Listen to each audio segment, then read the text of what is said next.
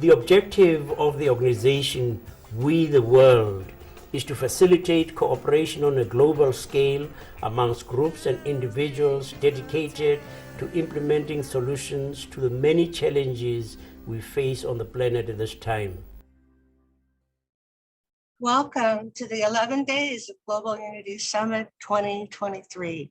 My name is Jenna Larson, and I am coordinator of the Economic Justice Campaign for We the World, as well as filling many other roles for We the World. Today, I'm excited that we will be joined by Dr. Kurt Johnson, Dr. Rian Eisler, and Dr. Larry Clay, who will be talking about freedom. For the full 11-day summit schedule, you can register for free by going to we.net. There, you can participate in the after panel discussions and see replays of the recordings. There, you can also make a contribution to support us at We the World by going to we.net. Thank you for that. Now let's bring in my co-host, Rick Elphick. He is the founder of We the World at we.net and the co-creator of 11 Days of Global Unity. Welcome to the broadcast, Rick Elphick. Wow, thank you, Jana. And thank you all so much for joining us for this inspiring discussion of freedom at our 11 Days of Global Unity Summit. The theme we are focusing on for this freedom panel is the democracy crisis in the USA and the future of the world. Many are concerned about the growth of political polarization and intolerance in the USA and beyond, the dominance of money and special interests in elections, and the weakening of policies and cultural norms that promote we consciousness and the common good. The consequences of these trends are being felt worldwide in our collective inability to properly address the climate crisis, the mass extinction of species, poverty, and war. This panel will examine what's behind these issues and explore ways to achieve a we-based society that can more effectively meet these challenges that humanity faces at this moment. Now it is my pleasure to introduce Dr. Kurt Johnson. He is an author and activist and has worked in professional science and comparative religion for over 40 years. His books include Our Moment of Choice and The Coming Interspiritual Age. And he is host for the Convergence series on Voice America and publisher of the magazines Convergence, Light on Light, and Conscious Business. Kurt is also a member of the Evolutionary Leaders Circle. Welcome to the broadcast, Dr. Kurt Johnson. Yeah, Rick, thanks so much. Sure. And Kurt, how are you thinking about this theme, the democracy crisis in the USA and the future of the world? Yeah, well, first of all, thanks for having me, and particularly to talk about something that might seem political, but actually it goes beyond that because it really represents a structural crisis. So probably also appropriate with the things that I'm going to say that I'm going first, and really then kind of set a scene for the commentaries that we want to have. Yeah, what's happening now is we are in a major structural crisis with regard to the stability and the future of our democracy. And it's really important that we can talk about those based on facts and without really any reference to personalities, because these are processes that have happened before in history, and they really are issues that are deeper than just the current personalities that are playing out those roles. So what we have, oddly enough, is we have a front runner from one of the major political parties for the next presidential election, who's already tried to subvert and overturn a free election and prevent the peaceful transfer of power, and did that based on lies, many lies, which unfortunately are believed by between 30 to 35% of the electorate. Now, what makes it even more bizarre, and this only happened in the last couple of weeks, is that those that supported those causes on the ground on January 6th, with the violence that happened, be that the Proud Boys or the Oath Keepers, they've already been sentenced to prison terms of anywhere from 5 to 17 to 20 years. Yesterday, one of the leaders of the Proud Boys, 22 years. And yet the instigator of the entire thing still runs around completely free, running for president, able to do whatever he wants, and himself even indicted now 4 times in four different jurisdictions. And then making it even stranger, if we're just looking at the facts, yesterday the special counsel went to the judge saying that this person has already egregiously violated the terms of their bail and bond in the Georgia case. And in a normal situation, to stop that behavior, the person would be put in jail, so they could not continue to behave that way. But this won't happen in this case, not only because of status of this person, but also because of this cover that the person's running for office and is the front runner in one of the major parties. Creates even the more strange situation that the other candidates from that party, for the most part, choose to simply ignore all of those facts and try to pretend, because they want to curry the votes, so that 30 to 35%, really pretend that none of this is really happening. So if we're just looking at the facts beyond personalities in the context of our Constitution, it's a bizarre situation, and one that represents an incredible naivete on the part of the body politic of the United States. Now, we have to remember that Hitler was elected and then solidified his power.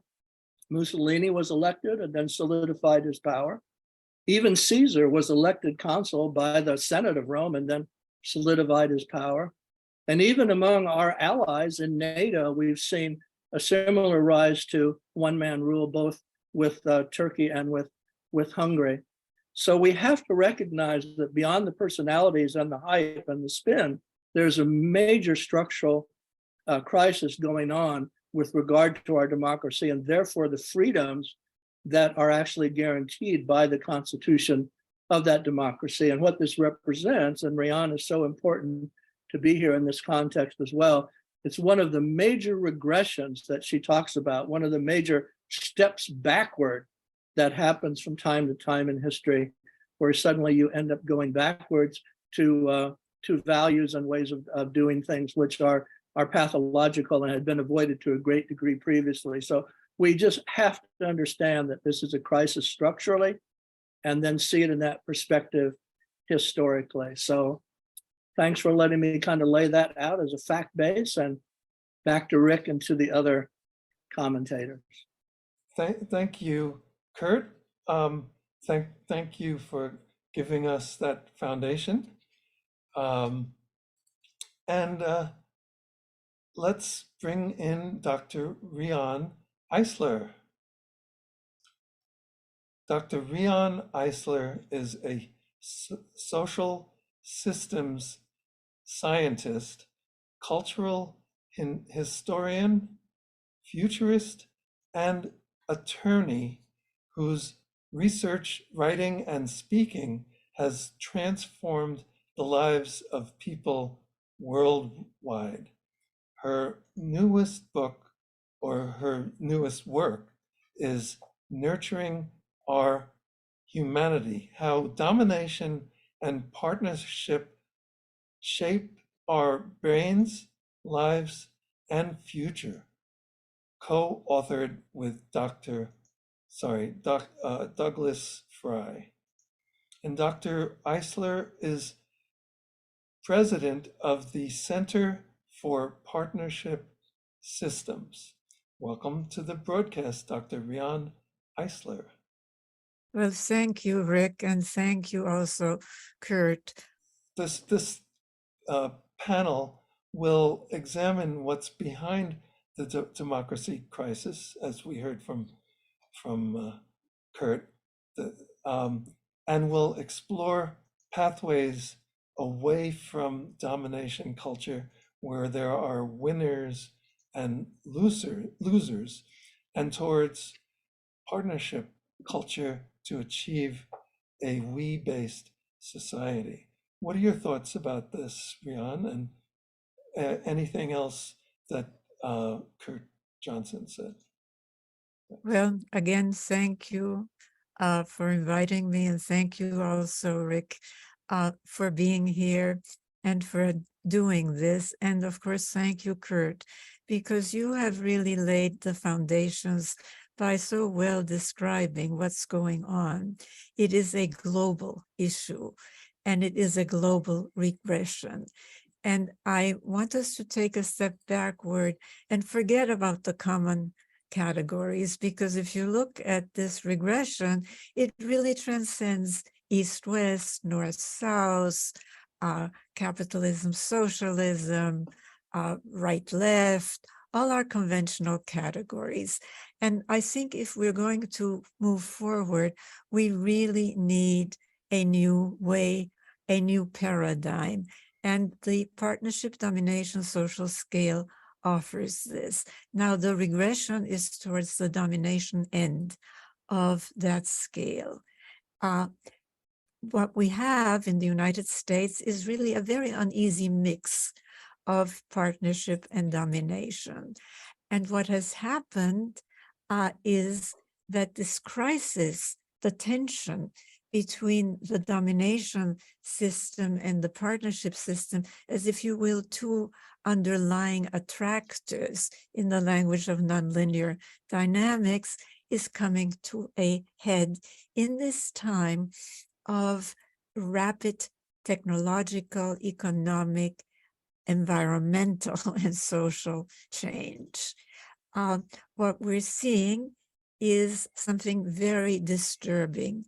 30 to 35%, as Kurt said, of the US population really believe in a theocracy, in top-down rule, in the domination system, be it in families, or be it in our nation, or be it in the family of nations.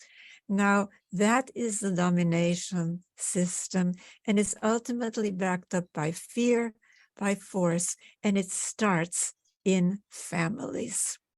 And yet, they have a very integrated political and social and economic and environmental agenda, starting with families and gender as two cornerstones, whereas we who are trying to build a better world are still, as we have been taught from our domination heritage in our universities, in our schools, in our families, are marginalizing gender and family. Can't do that anymore. Why?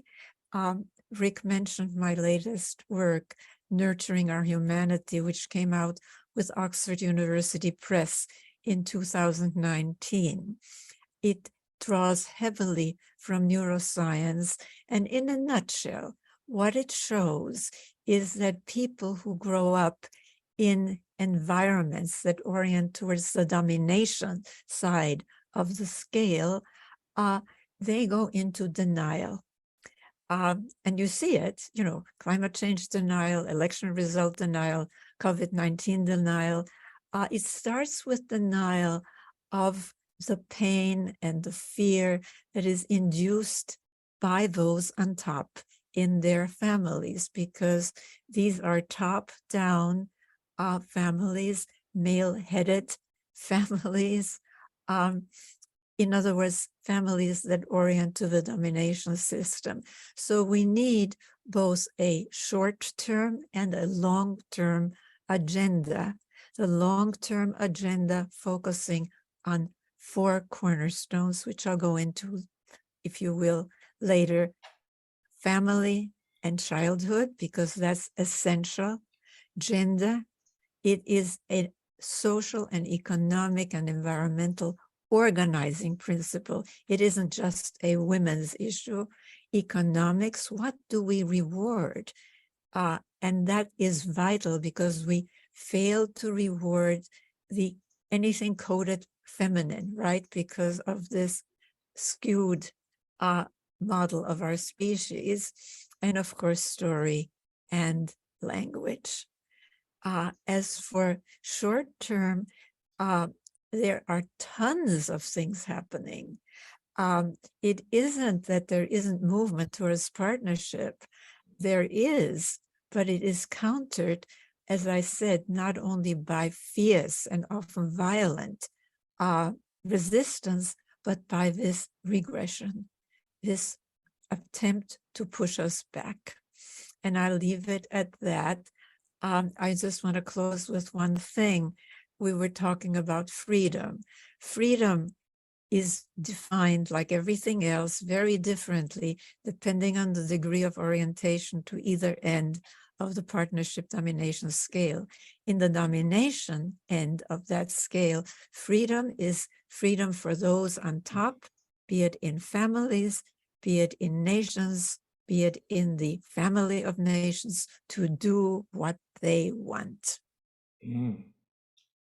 That makes perfect sense. Thank you, Rian. And before you go, I was wondering, because you mentioned it's not just an issue of women, the climate and war and all these things. And for me, since women represent more than half of humanity, it has to do with all of these issues that you're saying, correct? Well, first of all, when I talk of gender, I am not talking about women against men or men against women. Okay. I think we really need to understand that domination systems have rigid gender stereotypes, because how else are you going to rank one type of person over another type of person? Right. I mean, difference is equated with superiority or inferiority, dominating or being dominated, being served or serving, beginning with the two basic forms of humanity. We know today there are many in between, of course, but not in the mindset of rigid domination systems. They're very fixed. I mean, this is why there's so much, fear, rage against anybody, trans, gay, etc.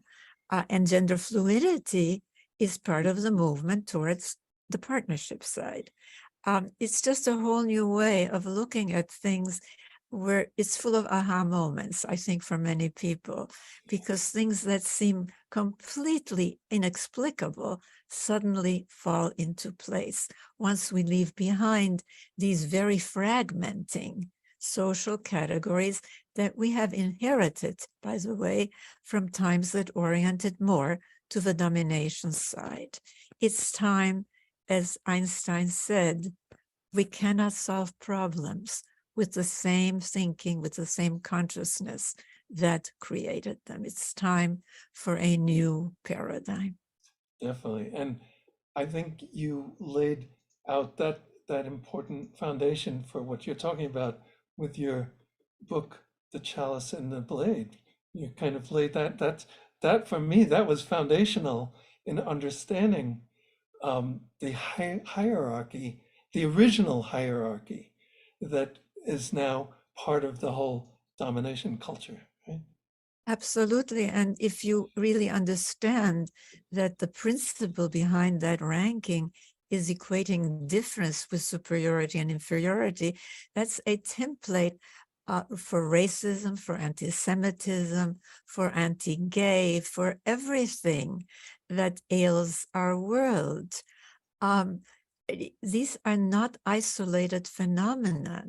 They all go with the deflection, really, of fear, of rage, of anger against the out group that is scapegoated, whether it's immigrants, whether it's a different race, whether it's Jews, it doesn't really matter, or whether it's women. I mean, think of the story of Eve. I mean, it's brilliant. Or Pandora, you know, you blame woman, the person from whom all of us, women, men, everybody in between comes, for nothing less than all of humanity's ills, for the fall. I mean, it's a brilliant, brilliant piece of dominator propaganda. It sounds Shakespearean to me. But okay, thank you, Rian. That was just wonderful to get that foundation that we can all work from. So let's hear from Dr. Larry Clay. Dr. Larry Clay is an assistant professor of business at Marymount University College of Business Innovation, Leadership, and Technology.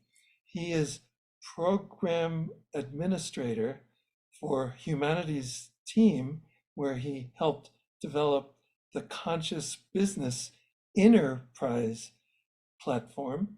And Dr. Clay is also a business coach, mentor, preparing business students for local technology-based firms in the TechSet Virginia program. Welcome to the broadcast, Dr. Larry Clay. Well, thanks for having me, Rick. Sure. And Larry, please react to anything said by Kurt or Rian, and please give your take on the democracy crisis that we face. Sure. I would first say ditto to everything that Kurt and Rian said, but also add a few contextual words to that. When I think about this crisis that we're in, I too believe that this is something between two different institutional logics. Some may position this as the haves and the haves not. Some may position this as those with power, affluence, and resources, and those that are still trying to build and survive with what they have. And then you have those that have nothing, that are in the impoverished. But all people are simply looking for some type of opportunity when it's all said and done, whether it's an opportunity to build their own lives and families in some geographic location. It's about building themselves up as a person, spiritually, mentally, with skills and competencies. That's just part of human nature. And what I see that's occurring now is what I consider opportunity. And that's not just because I'm a business person, but opportunity now is greater than it's ever been before. Because one thing that we say in business, and that I constantly teach in all of my classes, is that business is really about finding opportunities and turning opportunities that come from problems that we have. Anytime that there's a problem, usually there's a business opportunity that's attached to it that can make a change. It's just those special entrepreneurs that take the tactful paths and trajectory to find out how can you intervene or how can you effectively change a certain situation. And so with that, I see several phenomena all happening all at once, which means that the situation that we're in now in crisis is what we call complex. And to further what that means, usually when it comes to complexity, humans, especially those of us that are technical experts in certain areas, social science experts, people that just know people, business, and things, we tend to approach complex things with simple solutions. And that's one of the limitations of being human is that we sometimes default into finding simple ways to try to make things work. But now we're in an age where we're understanding our consciousness a lot greater. Competencies, literacy across the globe has tremendously grown over the past 20, 30 years in developed nations and in some of our developing countries. And with that, that brings about tension from those that have been in power, who have probably always been in some level of power in a social setting, and now they feel the threat. Their human threat of power is being at risk, is being threatened, just because people are simply becoming smarter, becoming more aware, and they're becoming more knowledgeable of what they want and what they want to be. And so now we have a discourse between leadership and the people, which the whole idea of creating a governance system and creating government and power systems and hierarchy was that the intent was that the people at top would behave and act appropriately, and that should be pro-social, pro-human. But today we don't see that, or we see it less often in our leadership, where it's seeming as though it's more about the autonomy of power and to make sure they have the authority and power more than anything else, instead of making a more cohesive and harmonious world. And with that, this is where the tension lies. We're now at a place where people and the mindset is at that opportunity to be transformed. Transformation is actually happening as we speak. Unfortunately, we'll have those that are more positively oriented to transforming towards the better self, the better human, the higher self. But yet you have people that want to take a step back and somewhat retrogress us to keep the old system the way it is, the power structure that the way it is. And that type of behavior is the antithesis of democracy. And so we find ourselves here between those that somewhat have a certain level of dependency on our system, the governance system, economic system, the law enforcement system. And now we have the system actors themselves becoming angry because the dependency on the system is weakening. People, of course, want more autonomy. Wherever they work, wherever they live, they want more autonomy. Whether you're at the top of the food chain, at the hierarchy, or whether you're at the bottom, most people want autonomy and to be able to do what they want. But just like Dr. Esler said, it's more of a concerning problem when those that have power, that have influence, that have resources want to take it to that next level, to assume hierarchical power over everyone, where one person gets to dictate what everyone else in that society or in that social structure can do or have capabilities of learning and upward mobility. And that's problematic. And if nothing else, this is the opportunity for us as humans and us that are looking to achieve this higher self, looking to achieve more wealth, whether it's knowledge wealth or whether it is the financial wealth. As long as we do it in a less harmful way, caring about people and stakeholders, but also caring about our environment, what it's going to take is for more people to be more conscious. And what I mean by conscious is simply by being more attuned and aware to not only themselves, but to other people and to the greater environment, the natural environment as it is. And this, what we find, and it's research being done and being conducted as we speak, but there's also evidence that I can share with you that shows that leaders that tend to what we call adopt practices of interconnectedness And these can be things such as prayer, if you're a Christian or a Muslim, or just simply walking in nature and just finding ways to meditate, yoga, finding ways to attune yourself to the natural state, and find time to quiet your mind, mostly quiet your analytical mind. What we've found so far in a small sample is that leaders, whether you're talking about leaders of a small business or a business leader in a multinational organization, those that tend to have some type of practice of interconnectedness, which amplifies their consciousness, tend to make better decisions and also tend to be better leaders in their organizations where people want to follow that type of leadership. This is what we do at Conscious Business Change Agents. In our program, we seek to train the next generation of conscious business change agents. And what is that?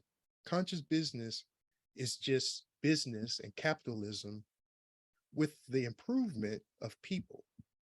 What I mean by that is, in order to have what we call a conscious business or a conscious enterprise, it takes having a higher purpose beyond just profit maximization for your company.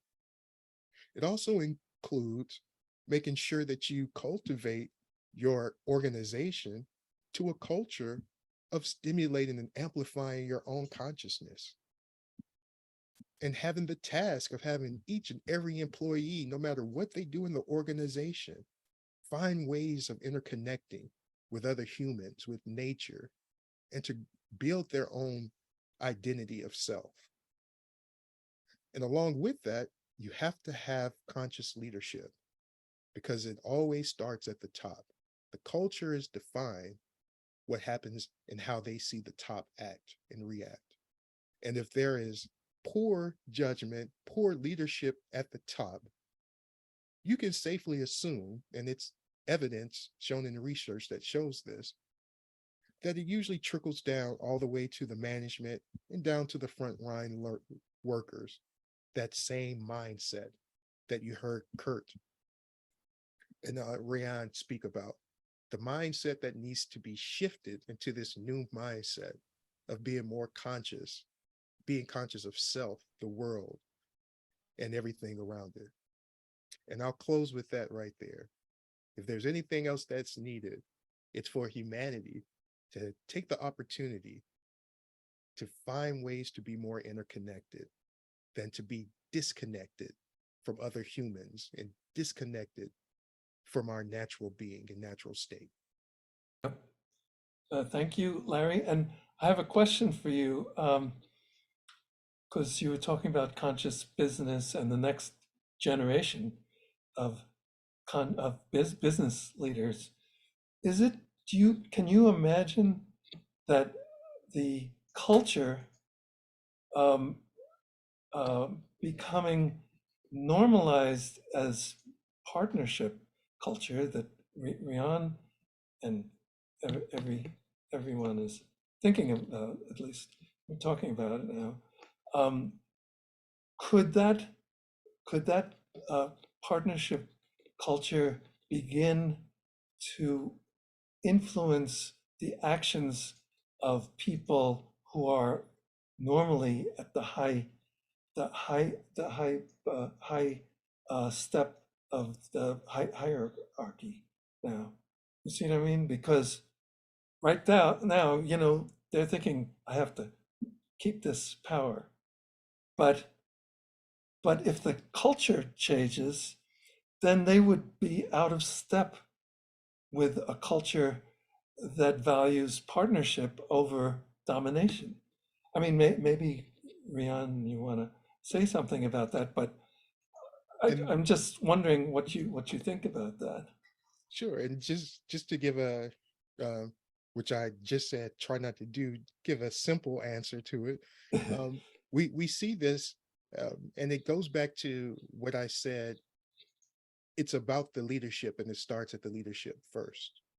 Without that, without having a conscious leader, you probably will never have a conscious organization, a conscious business.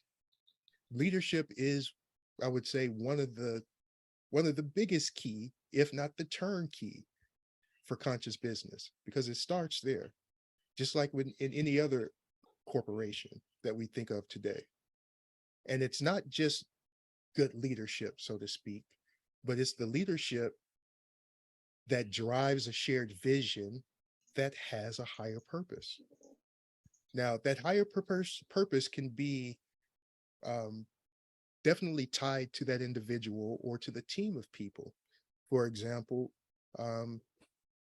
although he's somewhat controversial, Elon Musk, when you go back and look at his very first mission statement of what he was trying to achieve as a leader, and he simply said he wanted to be a part of transitioning first the US, but the globe into using automobiles with clean energy.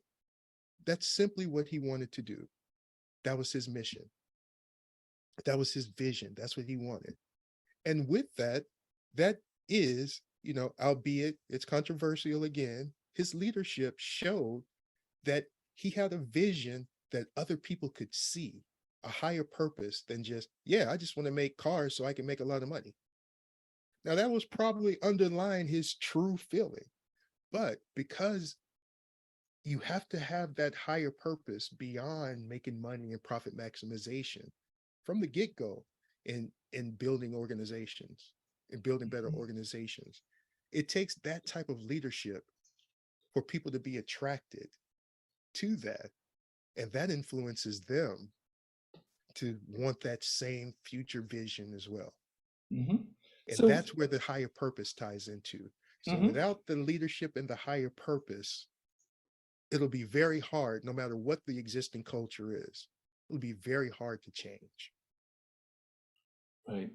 And Rian, did you want to say Yes, I anything? And certainly. then we're going to kind of open it up for a call to action so that people can have a sense of what they can do to move things forward. But go ahead. Well, first of Rian. all, I consider Elon Musk a very confused person. But that aside, and a very dangerous person at this point, because of his mania about control. And this brings me to a distinction that is not usually made about how power is used. You can use power over, or you can use power to, which is creative power. And he certainly has to some extent, although I know a man who worked with him, and he claims credit for things that he did not think of, okay? Let's just leave it at that. But also power with.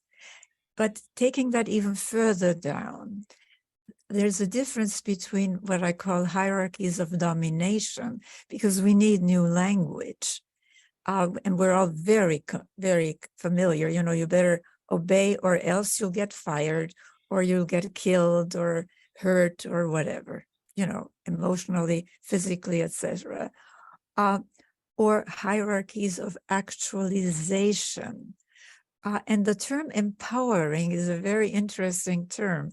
It is part of the movement, isn't it, towards the partnership side of the way of thinking. But it is not enough. We have to understand something, that as long as our economic system rewards the wrong things, it is not going to really provide the impetus for change. And I wrote a book called The Real Wealth of Nations. And yes, it is a play with some hubris, I suppose, on Smith's The Wealth of Nations. But Smith's The Wealth of Nations came out of the 1700s. We're now in the 21st century, at very early industrial times. We're now in the 21st century post-industrial era, and it is time for a new operating system, for goodness sakes. Of course, we need markets, but the question is, how are these markets regulated? What are the norms what are the values, what is rewarded.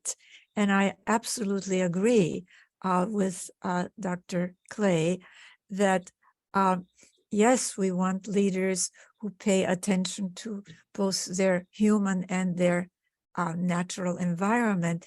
You mentioned caring. There isn't a word about caring for people in Smith or in Marx. For them, the work of caring for people in households was supposed to be done, and it was mostly in households at that time, was to be done for free by a woman in a male-controlled household. We need to understand where this came from. Even when Marx wrote, a woman could not sue for injuries negligently inflicted on her. Only her husband could for loss of her services. So these are antiquated operating systems. As for caring for nature, nothing. Nature was for both Smith and Marx just there to be exploited. So the subtitle of my book, The Real Wealth of Nations, is creating a caring economics. Caring. And the fact that more and more people, and I was happy to hear you mention caring, when that book first came out, and it's just as relevant today as it was then, in 2007, putting caring and economics in the same sentence was, oh my gosh. Today, people, in other words, we are changing, we are moving towards a caring economics of partnerism. And I want to just close by clarifying something. By partnership or partnerism, I don't just mean working together. People work together all the time. Cartels, gangs, monopolies, in domination systems, invading armies, etc. It is much more than that. And yes, childhood and gender is huge. I mean, caring is associated with it's coded feminine, right? And it is really a part of the shift towards the partnership side to even talk about caring, even though a lot of people say, no, I don't mean anything feminine. We have to unpack the hidden system of gendered values to make it visible, because just to say that we should be nicer, we should be more this or that isn't enough. We have to understand what we have all internalized, whether we think ourselves as progressive or as religious or as secular or as anything. Anyway, lots to cover here. Yeah, thank you. And Kurt, do you want to comment on anything that Rian or Larry mentioned? Yeah, and then we can. I've been taking lots of notes.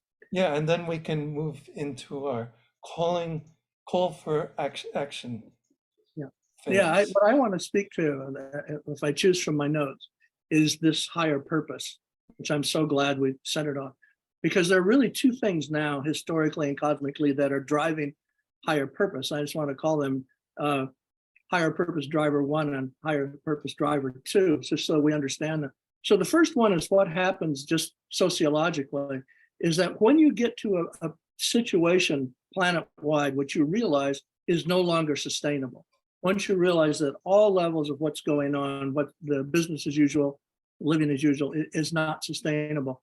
What happens there then is this call to a higher purpose, to the win-win solutions that can address the fact that the entire way that you're living is not sustainable. In that context, win and lose solutions are not of high value. It's only win-win solutions. So at that level, we get driven toward that sense of higher purpose. The other driver, which many, many people don't know about, is now what evolutionary science understands about the process of evolution itself. And that is what's called multi-level selection or group selection. And that is the discovery in science that all of nature, including us, at the level of groups and groups of groups, always chooses for the good of the whole. Selfish decisions only happen within the smaller pools. Once you get into groups, then it becomes selection driving toward the good of the whole. So higher purpose is being driven by evolution itself. So not only do we have it happening sociologically, where we have to step up to higher purpose for all the reasons that Rian stated, all the reasons that Larry stated, but it's actually how nature itself is operating in order to push adaptation toward what will actually lead to surviving and thriving. So there are really those two drivers that are driving this sense globally. This is the good news. This is the glass half full instead of half empty, of this sense of higher purpose, or the eyes of care and the identity of caring. Can I just add something? You know, we need to know our neuroscience, and studies have shown that the so-called pleasure centers of our brains light up more when we share and care than when we win and dominate. And well, we know that people who are very giving, who give to others, they live longer. I mean, it is, we have been told false stories about nothing less than human nature, nothing less than women's and men's nature, like Cinderella or Sleeping Beauty. I mean, she can't even wake up without this learned dependence and helplessness until she's kissed by a guy. Well, yeah, I mean, that was the mythology that kept the system going, just like Eve and Pandora, etc. But I just had to add that it is more congruent with human nature. Yes, of course, we're self-interested, but that's not the whole picture, because being self-interested means that we know that if you catch COVID, I'm in danger, etc. Exactly.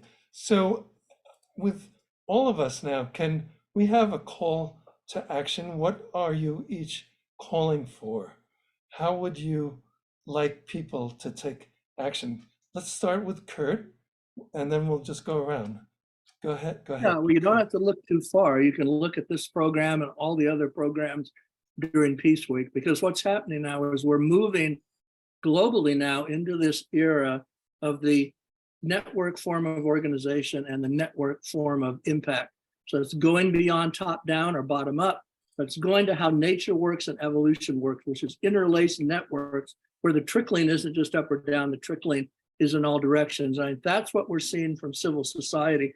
If you look at all the organizations that are supporting 11 Days of Unity, that are supporting, peaceweek.org, all of the websites you can go to about Peace Week, you're just going to see hundreds and hundreds of organizations that are understanding that this is the time for civil society to step up in networks of networks from that eyes of caring and from that heart of caring, and really move things toward that world that could work for everybody. So that'd be my quick summary. Thank you. And Rian? Well, I agree with what Kurt said.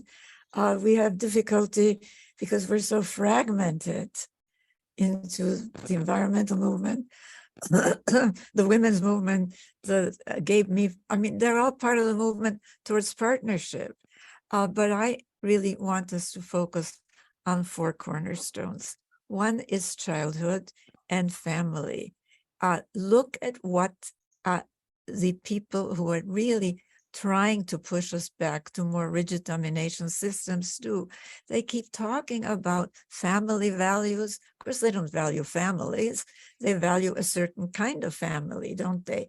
A top-down, rigidly male-dominated, highly punitive family, just as they value punitive social and economic policies. All right? I mean, it all goes together. The second is gender. We've got to understand, get rid of these gender stereotypes, understand that, yeah, there are differences between women and men, but a lot of these differences are heritage from more rigid domination times, and they have infiltrated our system of economic, environmental, social, and family values. So this hidden system of gendered values is fundamental. Economics, as I said, I wrote a whole book about it, calling for a new economics where the rules of the game, value and reward, caring for people, starting at birth and caring for our natural life support systems. And you can find out more about this at centerforpartnership.org. Go to the new metrics that we're really pushing, the social wealth economic indicators, and of course story and language. We've gotten through a lot of that. We need to continue to do what we're doing, but we need to work more together.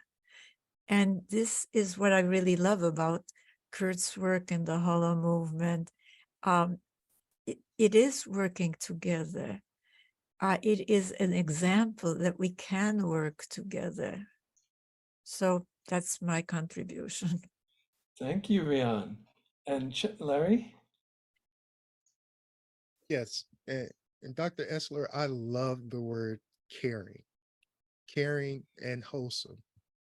And one thing I'd like to add to that is that if you haven't had a chance, one of my mentors, Dr. Chris Laszlo, created a book called Flourishing Enterprises, which consciously flourishing is somewhat one in the change and interchangeable.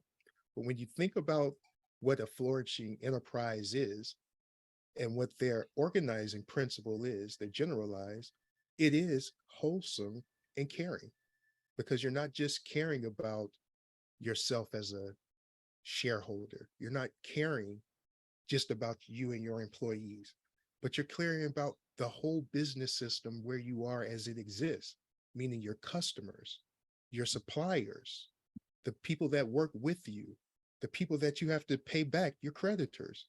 They're all relevant and they all should be thriving along with your organization, including your customers.